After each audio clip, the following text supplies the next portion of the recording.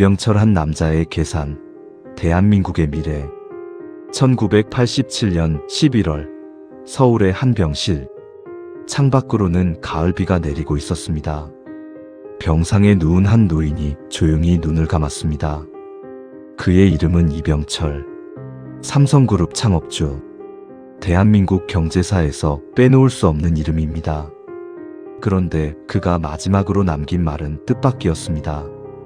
나는 돈을 벌기 위해 기업을 세운 게 아니었다. 이 한마디는 많은 사람들에게 의문을 남겼습니다. 그렇다면 그는 무엇을 위해 평생을 바쳤던 걸까요? 오늘 우리는 한 남자의 이야기를 따라갑니다. 가난한 시골 소년에서 대한민국 최대 기업의 설계자가 된 남자. 냉철한 계산과 뜨거운 신념 사이에서 균형을 잡았던 남자. 정주영이 꿈을 지었다면 이병철은 시스템을 설계한 사람이었습니다. 그의 삶은 단순한 성공담이 아닙니다. 한 시대의 고민이자 한 나라의 선택이었습니다. 지금부터 시작합니다. 이병철 한 남자의 계산, 그리고 대한민국의 미래. 1910년 2월 12일 경상남도 의령군 정곡면 한 상점집에서 아이의 울음소리가 들렸습니다. 아버지 이찬우는 지역에서 제법 이름난 상인이었습니다. 쌀과 자파를 다루는 작은 가게였지만 그 집안은 나름의 질서가 있었습니다. 이병철은 그 집의 둘째 아들로 태어났습니다.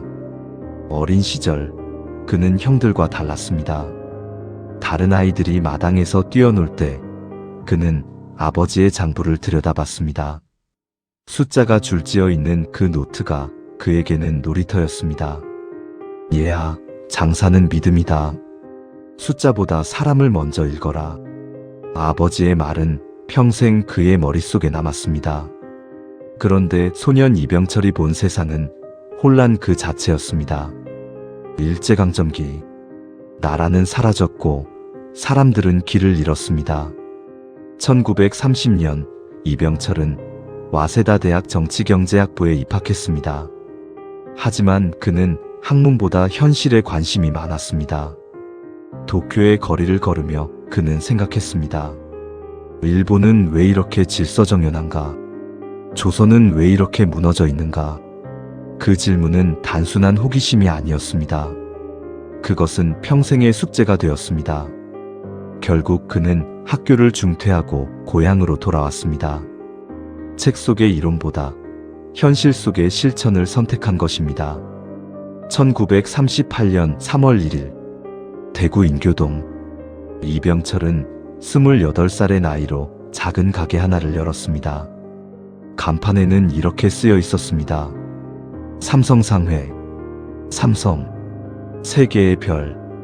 크고 많고 오래 빛나라는 뜻이었습니다. 하지만 시작은 초라했습니다. 쌀과 면, 건어물을 파는 작은 자파상. 자본금은 고작 3만 원. 당시로서도 결코 큰 돈이 아니었습니다. 그런데 이병철은 남들과 다른 방식으로 장사를 했습니다. 저는 물건을 팔지 않습니다. 신용을 팝니다. 이 한마디가 그의 철학이었습니다. 당시 대부분의 상인들은 단기 이익에 급급했습니다. 비싼 값에 팔고 빨리 팔고 많이 파는 것이 목표였습니다. 하지만 이병철은 달랐습니다. 그는 정찰제를 도입했습니다. 값을 깎는 흥정 문화를 없앴습니다. 한번 정한 가격은 절대 바꾸지 않았습니다. 손님은 가격이 아니라 신뢰를 산다. 처음에는 사람들이 의아해했습니다. 왜 흥정을 안 받지? 왜 이렇게 고지식하지? 하지만 시간이 지나자 소문이 퍼졌습니다. 삼성상회는 속이지 않는다. 그 소문은 돈보다 강력한 자산이 되었습니다. 이병철은 이미 알고 있었습니다. 장사는 한 번이 아니라 100번, 1000번을 보고 하는 것이라는 걸. 그리고 그 100번, 1000번의 거래를 가능하게 하는 건 오직 신용뿐이라는 걸. 1939년 삼성상회는 조선양조라는 양조회사를 인수했습니다. 이제 단순한 자파상이 아니라 제조업으로 발을 넓힌 것입니다. 하지만 1945년 해방과 함께 모든 것이 뒤집어졌습니다. 일본인 자산이 적산으로 분류되며 삼성의 사업도 위기를 맞았습니다. 이병철은 서울로 올라갔습니다. 그리고 다시 계산을 시작했습니다. 나라가 바뀌었다. 그렇다면 질서도 다시 세워야 한다. 1948년 대한민국 정부가 수립되었습니다. 하지만 혼란은 끝나지 않았습니다. 좌우 대립, 경제 붕괴, 사회 불안. 그 한가운데서 이병철은 냉정하게 상황을 분석했습니다. 이 나라에는 두 가지가 없다. 질서와 자본. 그는 그 두 가지를 동시에 만들어야 한다고 생각했습니다. 1950년 6월 25일 한국전쟁이 터졌습니다. 삼성의 사업장도 불타고 무너졌습니다. 많은 기업가들이 포기하고 떠났습니다. 하지만 이병철은 남았습니다. 부산 피란지에서 그는 작은 사무실을 차렸습니다. 전쟁 중에도 그는 장부를 펼쳐놓고 계산을 멈추지 않았습니다. 전쟁이 끝나면 이 나라는 다시 일어설 것이다. 그때를 준비해야 한다. 1953년 전쟁이 끝났습니다. 남은 건 폐허뿐이었습니다. 하지만 이병철은 폐허 속에서 가능성을 봤습니다. 한국인은 근면하다. 하지만 방향이 없다. 그는 그 방향을 제시하고 싶었습니다. 1953년 삼성은 제1제당을 설립했습니다. 설탕을 만드는 회사였습니다. 당시 설탕은 대부분 수입에 의존했습니다. 이병철은 생각했습니다. 우리가 만들면 되지 않는가? 제1제당은 성공했습니다. 그리고 그것은 단순히 설탕을 만드는 회사가 아니었습니다. 우리도 할 수 있다는 자신감의 상징이었습니다.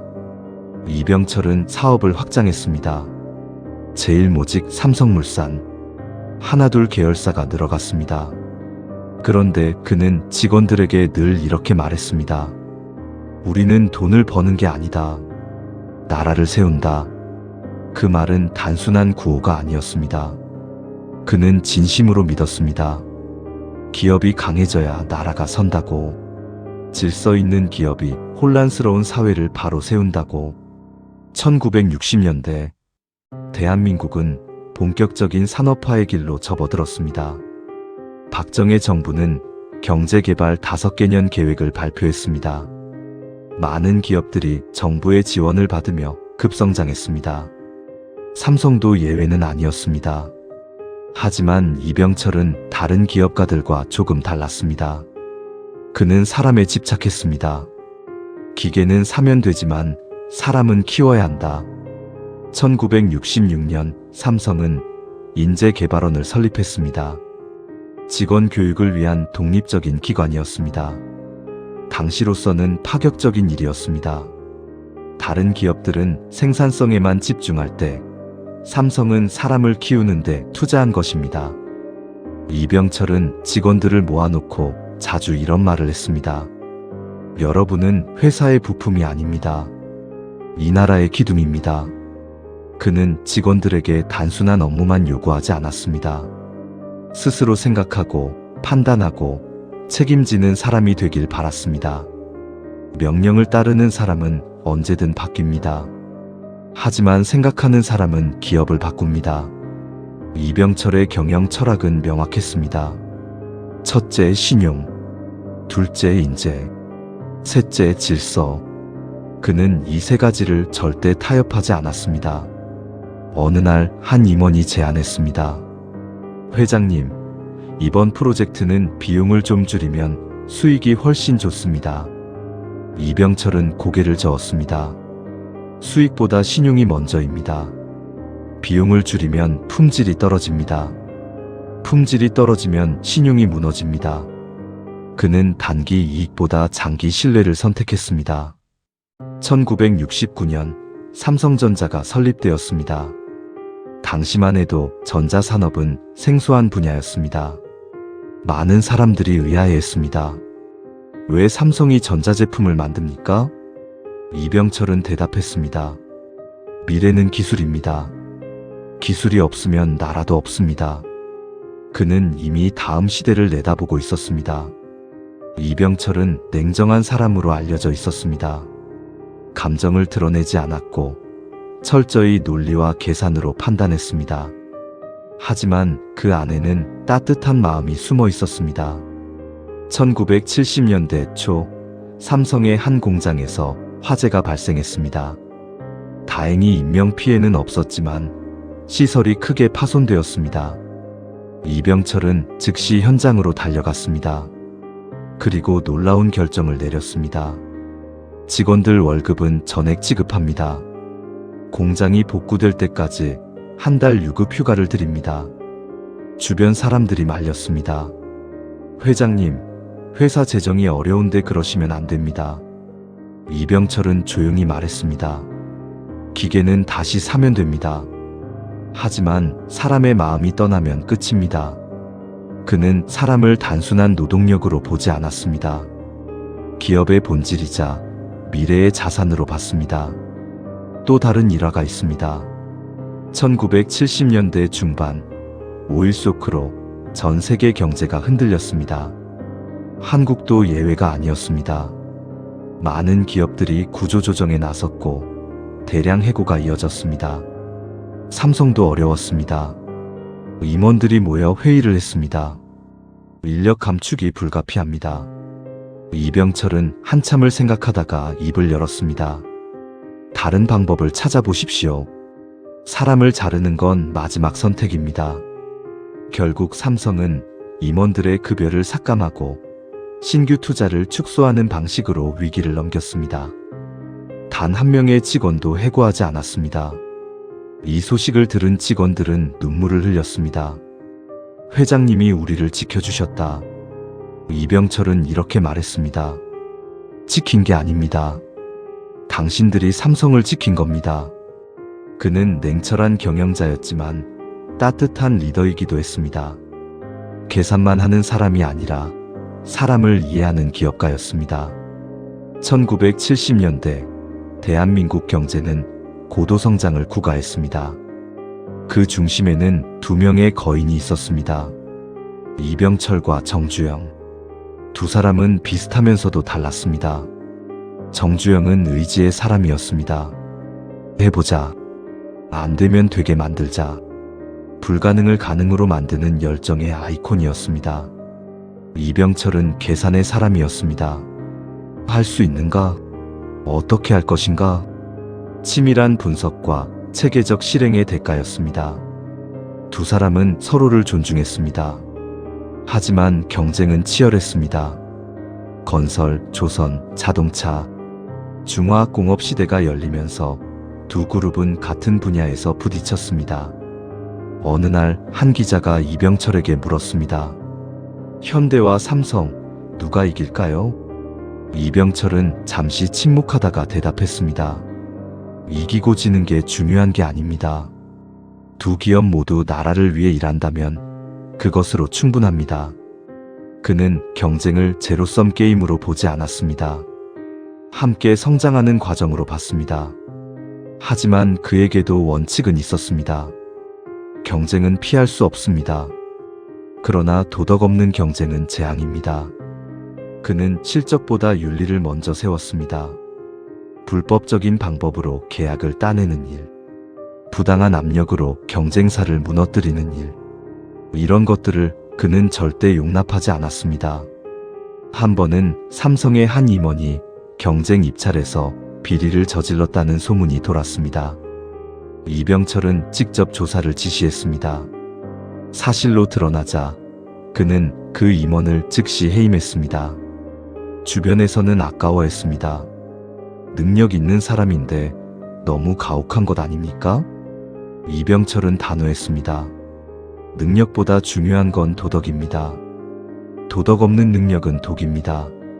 사람들은 이병철을 성공한 기업가로 기억합니다. 하지만 그의 내면에는 깊은 고독이 있었습니다. 밤마다 그는 홀로 사무실에 남았습니다. 불을 끄고 창밖을 바라보며 생각에 잠겼습니다. 나는 옳은 일을 하고 있는가? 이 방향이 정말 맞는가? 기업을 키우는 일은 외로운 싸움이었습니다. 수많은 결정을 내려야 했고 그 책임은 오롯이 그의 몫이었습니다. 직원들은 그를 냉철한 회장으로 봤습니다. 감정을 드러내지 않고 늘 이성적이고 흔들리지 않는 사람. 하지만 그 안에는 수많은 고민과 두려움이 있었습니다.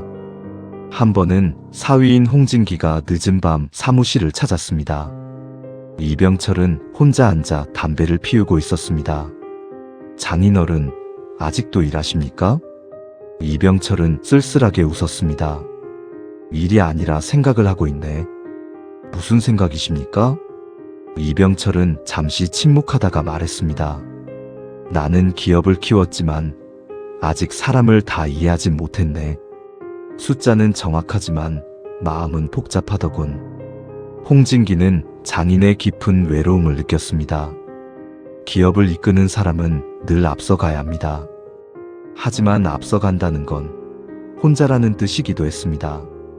이병철은 평생 질서와 체계를 강조했습니다. 하지만 그 자신은 늘 혼란 속에 있었습니다.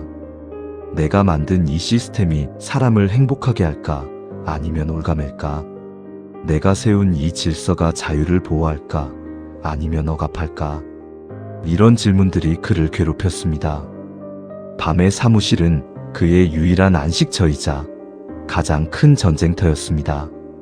1980년대에 접어들면서 이병철의 건강은 점점 나빠졌습니다. 하지만 그는 일을 멈추지 않았습니다. 1983년 그는 호암자전을 출간했습니다. 자신의 삶과 철학을 정리한 책이었습니다. 그 책에서 그는 이렇게 썼습니다. 기업은 사회의 공기입니다. 개인의 것이 아닙니다. 이 문장은 그의 평생 철학을 담고 있었습니다. 기업은 돈을 버는 도구가 아니라 사회를 위한 장치라는 것. 그래서 기업가는 단순히 부를 축적하는 사람이 아니라 사회적 책임을 지는 사람이라는 것. 이병철은 직원들을 모아놓고 자주 이런 말을 했습니다. 여러분이 받는 월급은 회사가 주는 게 아닙니다. 사회가 주는 겁니다. 그러니 사회에 보답하십시오. 1987년 그의 마지막 해가 왔습니다. 병상에서 그는 자식들과 임원들을 불렀습니다. 그리고 유언을 남겼습니다. 기업은 국가보다 오래 가야 합니다. 그래야 국민이 삽니다. 이 한마디는 깊은 의미를 담고 있었습니다. 국가는 정권이 바뀌고 정책이 바뀌고 시대가 바뀝니다. 하지만 기업은 그 변화 속에서도 흔들리지 않고 사람들의 삶을 지탱해야 한다는 것. 그제 시도주 계속는 또 이렇게 말했습니다. 삼성은 이제 내 것이 아닙니다. 국민의 것입니다. 그러니 국민을 저버리지 마십시오. 임원들은 고개를 숙였습니다. 어떤 이는 눈물을 흘렸습니다. 이병철은 마지막까지 냉정했지만 그 냉정함 속에는 뜨거운 신념이 있었습니다. 1987년 11월 19일 이병철은 눈을 감았습니다. 향년 77세. 그가 떠난 자리에는 거대한 기업 제국이 남았습니다. 하지만 그보다 더 큰 유산은 철학이었습니다. 신용, 인재, 질서. 이 세 단어가 삼성의 그리고 대한민국 경제의 뼈대가 되었습니다. 이병철이 세상을 떠난 후 사람들은 그를 정주영과 비교하기 시작했습니다. 정주영은 1991년까지 살았고 두 사람의 유산은 각각 다른 방식으로 빛났습니다. 정주영은 길을 만든 사람이었습니다. 없던 길을 뚫고 없던 산업을 일으켰습니다. 중동의 사막에 도시를 세우고 바다에 배를 띄웠습니다. 그의 유산은 가능성이었습니다. 이병철은 체계를 세운 사람이었습니다. 길 위에 질서를 만들고 산업 속에 원칙을 심었습니다. 기업을 단순한 조직이 아니라 사회적 시스템으로 만들었습니다. 그의 유산은 지속 가능성이었습니다. 두 사람은 서로 다른 방식으로 대한민국을 만들었습니다. 정주영이 꿈을 꿨다면 이병철은 그 꿈을 현실로 만드는 설계도를 그렸습니다. 오늘날 삼성은 세계적 기업이 되었습니다. 반도체, 전자제품, 바이오, 금융, 거의 모든 분야에서 삼성의 이름을 볼 수 있습니다. 하지만 그 화려함 뒤에는 한 남자의 고독한 계산이 있었습니다. 밤마다 홀로 앉아 숫자와 사람 사이에서 고민했던 한 남자. 냉철한 이성과 뜨거운 신념 사이에서 균형을 잡았던 한 남자. 이병철은 완벽한 사람이 아니었습니다.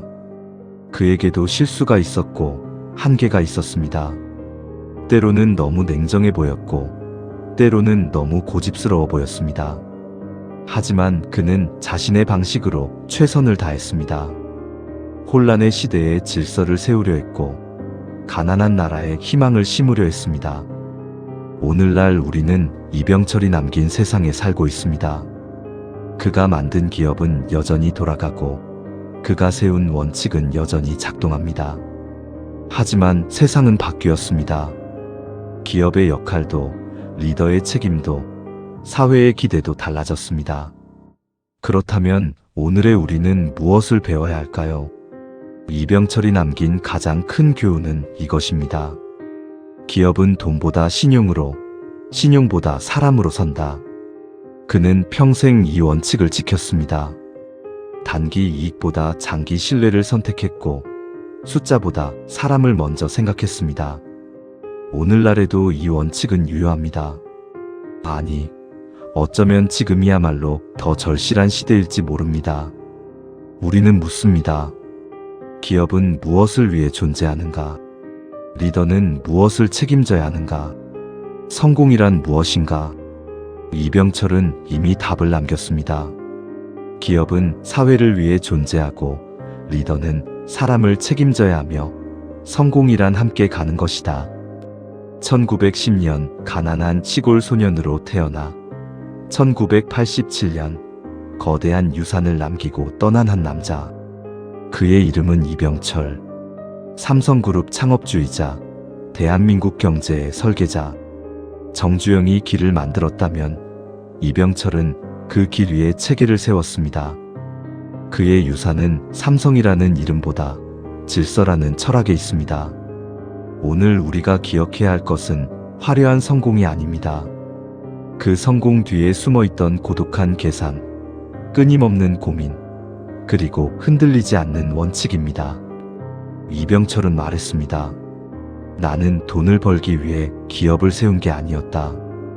그렇다면 그는 무엇을 위해 평생을 바쳤을까요? 답은 간단합니다. 질서, 그리고 사람. 한 남자의 계산이 한 나라의 미래가 되었습니다. 그의 철학은 오늘도 우리에게 묻습니다. 당신은 무엇을 위해 일합니까? 당신이 세우려는 것은 무엇입니까? 이병철의 이야기는 끝났지만 그가 던진 질문은 여전히 계속됩니다. 이병철, 한 남자의 계산, 그리고 대한민국의 미래. 오늘의 이야기가 여러분의 마음에 작은 질문을 남겼기를 바랍니다. 다음 편에서는 또 다른 개척자의 이야기로 찾아뵙겠습니다. 구독과 좋아요로 한국의 개척자들을 함께 만나보세요. 여러분의 관심이 더 깊은 이야기를 만듭니다. 감사합니다.